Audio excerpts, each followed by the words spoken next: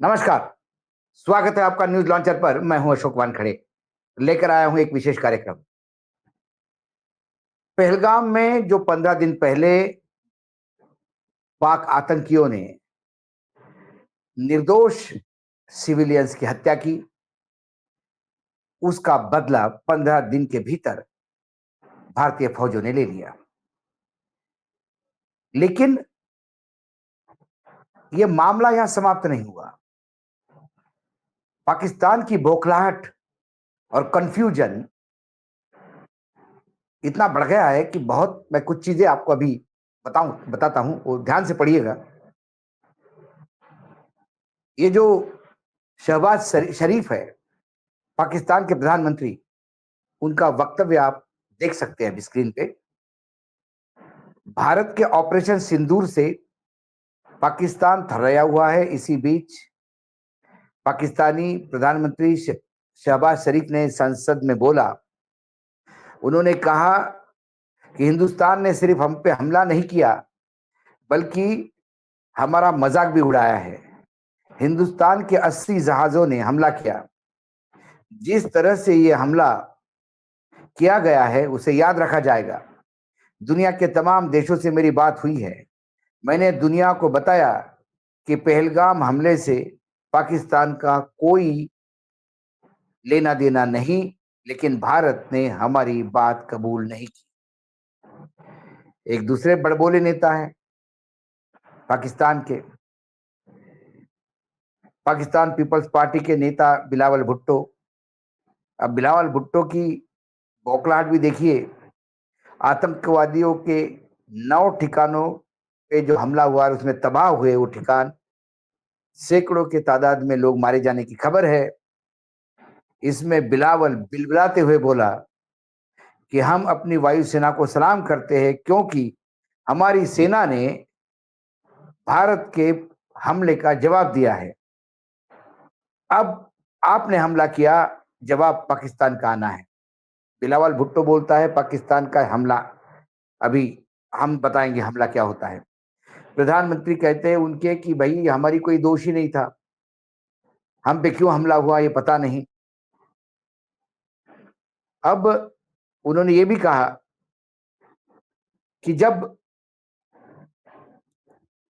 अंतर्राष्ट्रीय स्तर पे भारत हमारा मजाक उड़ा रहा है, जबकि मैंने जांच में सहयोग की बात कही थी। ये बोलने के बाद भी हमला हुआ है।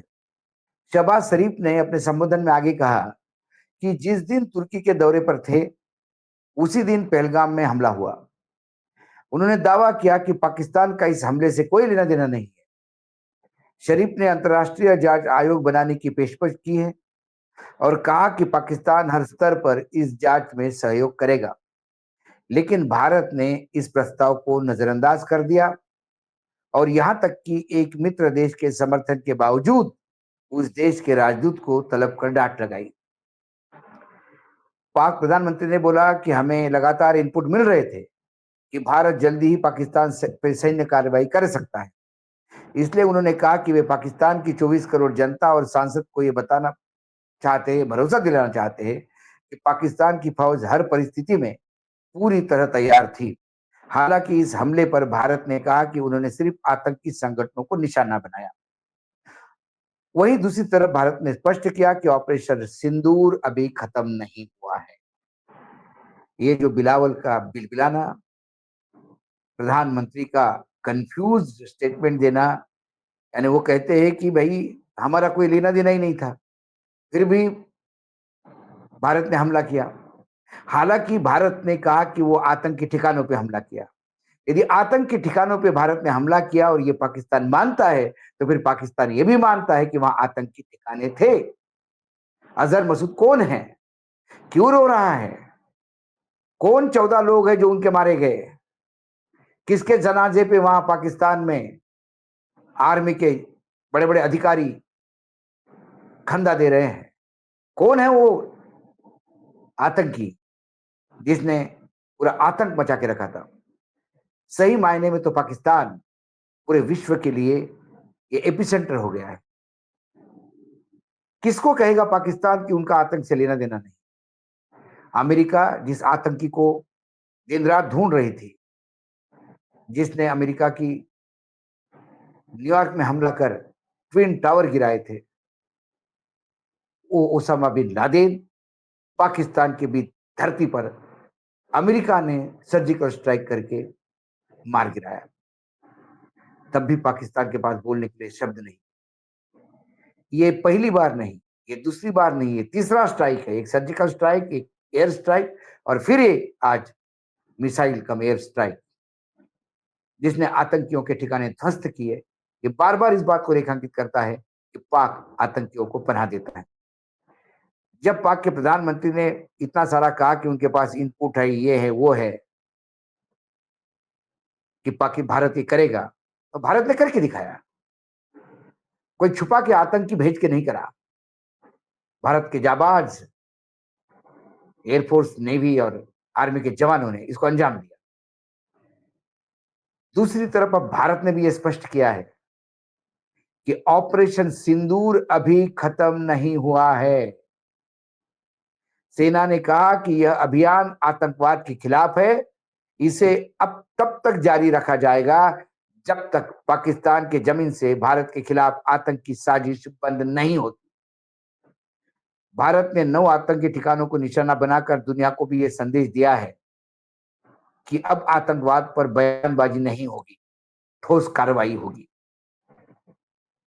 विशेषज्ञों का मानना है कि भारत ने शहनवाज शरीफ के बयानों और पाकिस्तान सेना के तेवर को पहले ही भांप लिया था।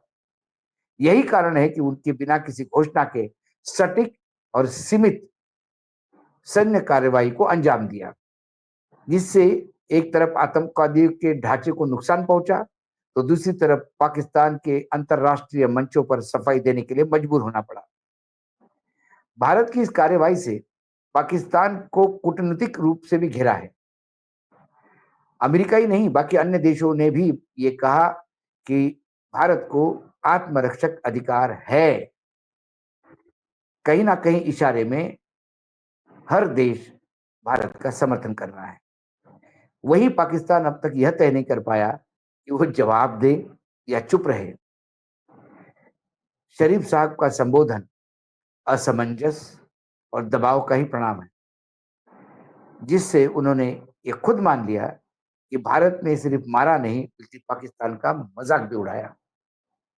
सवाल यह है कि पाकिस्तान में तय कौन करेगा? प्रधानमंत्री शरीफ साहब करेंगे या बिलावल साहब करेंगे, भुट्टो, जो अपने परिवार को कनाडा भेज चुके हैं, या उनके सैन्य करेगा, जो सैन्य के उनके सेनापति है, वो भी अपने परिवार को विदेश भेज। पूरे देश में महंगाई, बेरोजगारी और सैन्य की दादागिरी से पाकिस्तान का आम नागरिक परेशान है। उसे भी युद्ध नहीं चाहिए। ये तथाकथित धर्मांध जो इस्लाम के नाम पे लोगों की शहादत मांगते थे, अब लोग उनको भी सीधा करने पे तुले हुए हैं। पीछे बलूचिस्तान का संघर्ष और ज्यादा कठिन हो गया है।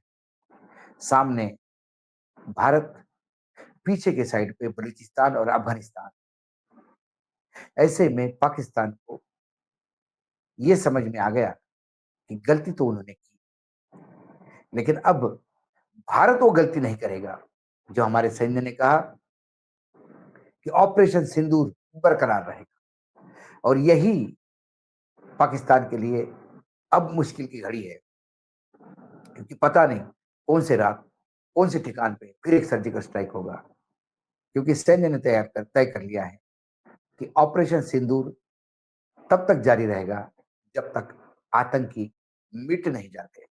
आपने तो शहरियों पे, निहत्थे लोगों पे गोलियां चलाई, पुरुषों को अलग करके धर्म पूछ के गोलियां चलाई, कईयों के माथे का सिंदूर मिटा दिया। अब ये भारतीय फौज है जो पाकिस्तान के धरती से आतंक मिटाने की कसम खा चुकी है। इसलिए ऑपरेशन सिंदूर कंटिन्यूस। और हम बोलते भी हैं, सिंदूर टीका नहीं है, सिंदूर मांग में भरा जाता है। तो ये तो शुरुआत है, आज तो यहां हुआ है, अब पूरा एरिया बाकी है। ऐसा ही सिंदूर पिरोते जाएगा भारतीय सैन्य, और ऐसे ही बर्बादी पाकिस्तान की होती रहेगी, और आतंक के ठिकाने एक के बाद एक नष्ट करते जाएंगे। अजर मजदूर किस किस के लिए रोएगा? आज 14 के लिए रोया है, फिर 24 के लिए रोएगा, और एक दिन खुद भी खत्म हो जाएगा। आज न्यूज लॉन्चर में इतना ही। कल फिर आता हूं किसी विषय के साथ। तब तक के लिए नमस्कार, देखते रहिएगा न्यूज लॉन्चर।